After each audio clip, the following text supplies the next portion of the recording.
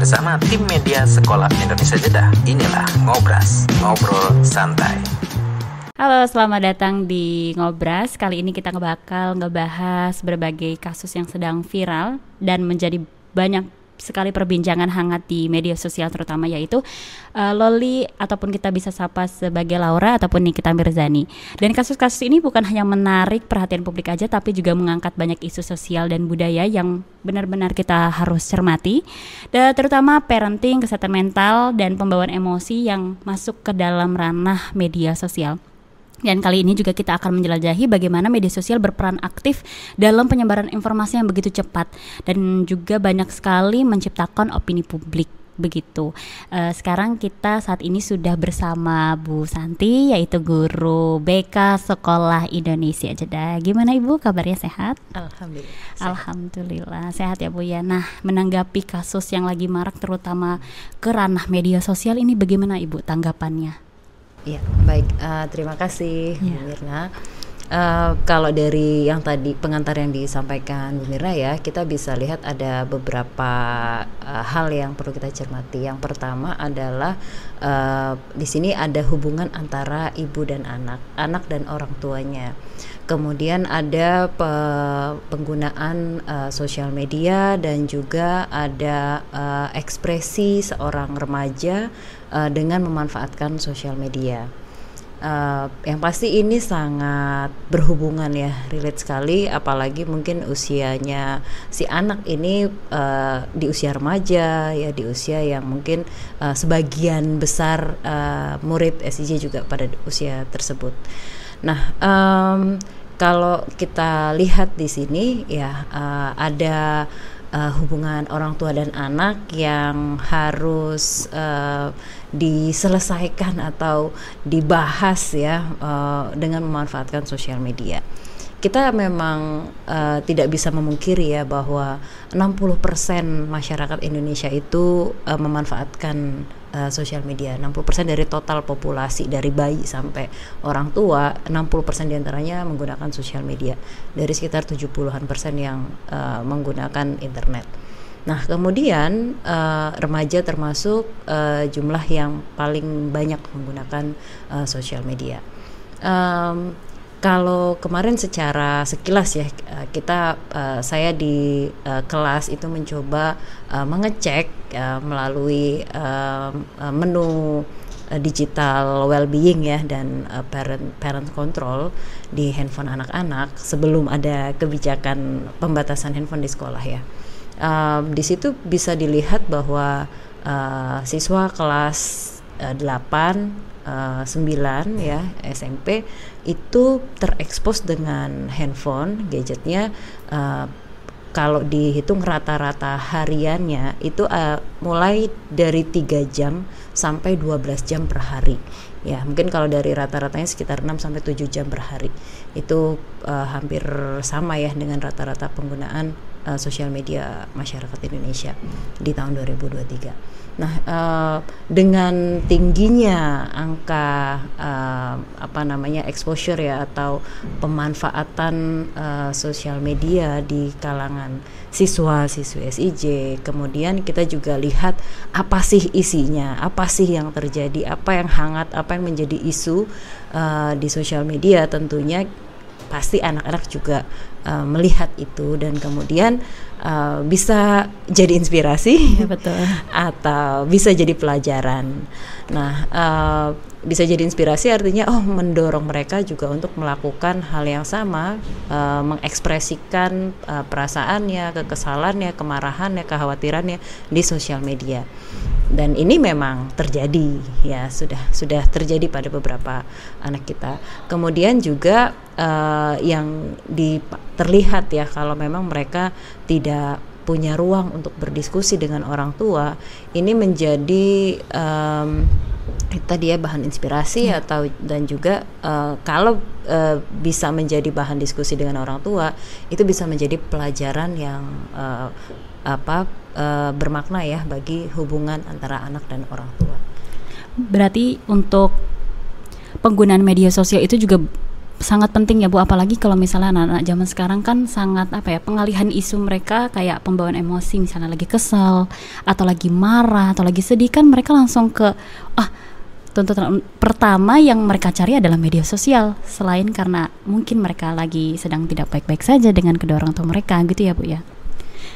Jadi kan di sini kan ada dampak media sosial terhadap mental anak ya Bu. Nah, apa sih yang dapat kita pelajari tentang dampak media sosial ini terhadap kesehatan mental anak nih Bu? Oke, mungkin kalau bedanya ya sama generasi yang belum kenal media sosial ya, artinya generasi yang tumbuh di usia anak remajanya tanpa media sosial ya, tanpa media sosial dan gadget ya Bu ya, kalau yang dulu nggak kenal ya, artinya dunia nyatanya di usia remajanya banyak berinteraksi dengan teman, banyak berkonflik ya, kemudian berusaha untuk menyelesaikan masalah ya. Nah, kalau anak-anak yang terpapar media sosial di usia yang sangat dini, kemudian mereka tadi belum selesai dengan pengalaman dunia nyatanya, yang terjadi adalah dia bisa punya cara pandang atau konsep diri yang yang belum selesai, dari dirinya tuh belum tumbuh, belum berkembang, belum selesai. Yang dia lihat adalah figur-figur yang ada di media sosial gitu. Masih dalam proses pencarian jati diri, yang dilihat perbandingannya adalah segala kesempurnaan, segala kehebatan yang ditampilkan di media sosial misalnya. Nah, itu yang akhirnya seringkali ya memunculkan rasa, kalau anak-anak sekarang bahasanya insecure gitu ya.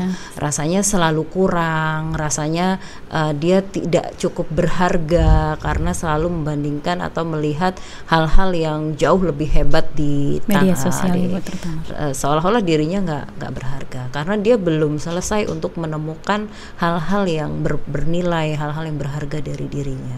Jadi kalau selama saya di SIJ, saya cukup sering harus mengatakan kepada anak bahwa kamu tuh berharga, kamu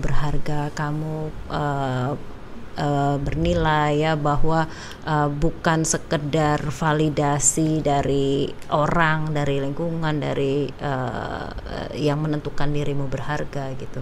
Jadi ini juga berpengaruh. Kalau dari riset ya, anak pada remaja, penggunaan media sosial lebih dari 5 jam per hari itu memang bisa berdampak ke kesehatan mentalnya.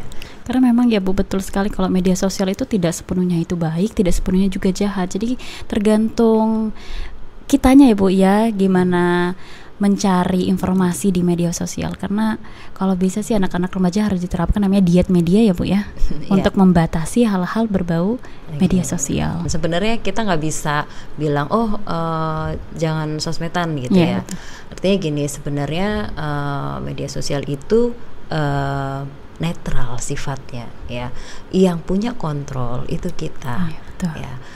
Apa yang kita like ya, apa yang kita klik, apa yang kita komentari, apa yang kita sukai ya, itu dibaca oleh artificial intelligence ya, mesin kecerdasan buatan dari sosial media, sehingga selalu akhirnya memberikan penawaran ya, menawarkan konten-konten yang dianggap sesuai dengan selera kita.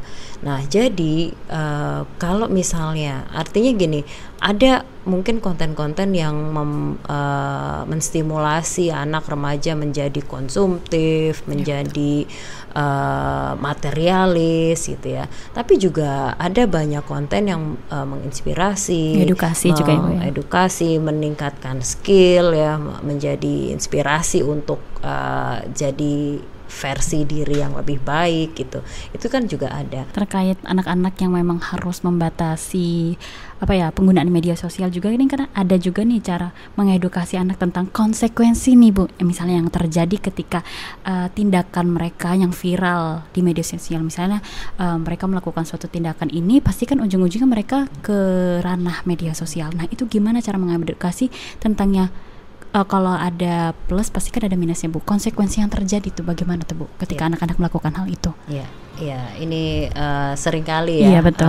masih anak-anak belum berpikir sejauh itu. Mungkin banyak yang tidak menyadari bahwa sekali kita post, sekali kita upload itu akan di copy jutaan kali gitu ya. Kemudian kita juga sudah tidak punya kendali akan kemana ini tersimpan di awan bagian mana, ini di cloud bagian mana apa yang kita post gitu. Kadang mungkin maksudnya gitu yang ada dalam pikirannya gitu ketika memposting sesuatu itu sebatas untuk eksistensi diri atau validasi, butuh pengakuan gitu. Ketika dia merasa di situ dia terlihat keren atau seperti dengan mirip dengan figur yang dia anggap keren gitu. Nah, ya kita nggak pernah tahu ya kemana itu akhirnya bergulir. Bisa jadi kemudian di screenshot oleh yang melihat, betul, kemudian disebarkan dengan cara yang berbeda, bisa jadi ya dimanipulasi atau jejak digital ya, cukup kejam ya Bu ya. Dan ini yang perlu perlu diedukasi ya, bahwa ada safety ya, ada privacy gitu, yang perlu dipertimbangkan gitu. Jadi sebelum memposting ya sesuatu perlu dipertimbangkan apa manfaatnya, apakah ada kebaikan yang bisa kita berikan gitu, atau adakah yang akan terdampak gitu dari apa yang kita sampaikan. Nah, kalau kita kan tadi kan sudah ngobrolin tentang ke pihak anak nih Bu. Kalau misalnya dari orang tua sendiri itu gimana Bu? Cara sebaiknya orang tua untuk menjadi contoh yang baik dalam penggunaan media sosial. Iya, oke. Ya sederhana sih ya. Kalau ini children see, children do gitu. Bahwa sebagai orang tua pasti kita jadi teladan ya buat anak-anak kita. Apa yang kita lakukan itu dilihat oleh anak-anak, dan itu juga yang bisa dilakukan oleh anak gitu. Jadi mungkin kalau tadi di pengantar tadi Bu Mirna sampaikan tentang kasus Loli dan Nikita Mirzani ya, itu kan seperti bukan hal yang terlalu asing gitu yang dilakukan oleh anaknya, karena sang ibu pun melakukan hal-hal yang sama di media sosialnya gitu. Artinya kalau kita mengharapkan anak-anak untuk menjaga privasi, berhati-hati ya, kemudian bermanfaat ya, kita juga tergantung bagaimana kita memanfaatkannya juga dengan bijaksana. Kita pengen anak kita memanfaatkan dengan bijaksana, kita juga memanfaatkan dengan bijaksana, dan kemudian mengajarkan ya, memberi contoh. Artinya banyak kebaikan ya, banyak hal yang bisa kita manfaatkan. Kita bisa mulai bisnis tanpa modal, misalnya kita bisa manfaatkan media sosial untuk hal-hal yang lebih produktif ya, lebih itu tadi ya, edukatif, bisa menambah skill kita gitu. Dan kalau itu yang dilihat oleh anak ya itu yang akan ditiru gitu. Dan selain itu juga perlu mengontrol, mengecek ya, setiap gadget itu sudah ada menunya, menu digital well-being dan parent control gitu, dan itu penting untuk dilihat. Kalau mau pada level perlindungan yang lebih serius lagi, bisa dengan menggunakan akun orang tua atau menggunakan aplikasi keluarga ya, yang bisa membatasi atau mengontrol aktivitas anak dengan gadgetnya, itu bisa dilakukan. Tapi kalau misalnya di usia-usia yang sudah remaja ya, ketika anak juga sudah harus diajarkan untuk mengambil keputusan ya, kita juga perlu mendampingi ya, pendampingannya mungkin kontrolnya udah agak beda ya dengan di usia SD gitu. Jadi kalau udah SMP SMA mungkin dengan diskusi, kemudian beberapa aturan ya, syarat ketika handphone itu atau gadget itu diberikan kepada anak, termasuk nggak ada password ya gitu. Itu privacy ya, oke, tapi apa yang terjadi dengan kamu masih jadi tanggung jawab orang tua gitu. Sampai pada usia yang memang anak-anak sudah dewasa dan diberikan keleluasaan untuk mengontrol dirinya. Iya, sudah bisa bukan tinggalkan sih bahasanya Bu ya, mandiri. Iya betul Pak, mandiri untuk bisa dipercaya memegang handphone sendiri gitu ya Bu ya. Ya betul sih, apalagi kalau misalnya tadi kan Ibu juga sudah katakan ya Bu tentang jejak digital yang begitu luar biasa.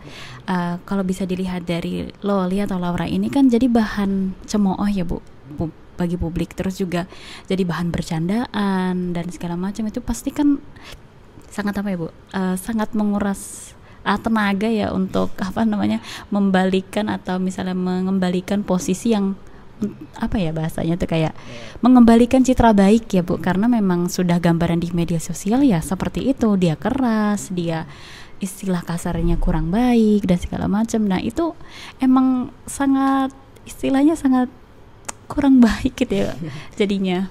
Iya, kita nggak bisa ya itu yang sudah terjadi yang sudah terjadi untuk menariknya atau itu mungkin tidak semudah itu ya. Tetapi selama masih usia pertumbuhan ya, manusia itu kan selalu bertumbuh ya, selalu berubah gitu. Oke, ini menjadi jejak masa remajanya yang penuh pemberontakan gitu. Semoga itu bisa dimaknai sebagai perjalanan yang mendewasakan dia gitu. Jadi kita juga belajar ya untuk tidak dengan mudah menjudge seseorang. Kita juga belajar untuk menghargai proses yang dilalui oleh setiap orang untuk menjadi versi terbaik dirinya gitu. Karena nggak mungkin kita langsung pinter sebelum pernah merasa kalau nggak pernah merasa bodoh ya. Nggak mungkin kita punya citra yang langsung baik gitu tanpa tahu yang buruk itu seperti apa gitu. Jadi tetap melihat ini sebagai bagian dari proses berkembangnya seorang manusia. Begitu. Ya, untuk Sobat SCJ kali ini kita tuh sudah banyak sekali membicarakan tentang kasus yang terjadi antara Nikita Mirzani dengan Laura, dan itu juga relate dengan anak-anak yang berada di sekolah Indonesia Jeddah. Terus juga banyak banget dampak yang besar yang timbul di media sosial, terjadinya anak dan orang tua, dan banyak sekali hal-hal yang membentuk narasi dan opini publik ya. Semoga pembahasan kali ini kita banyak sekali memberikan perspektif baru, terus mendorong juga untuk lebih kritis ya Bu ya terhadap informasi yang beredar. Begitu sobat-sobat SCJ, jangan lupa.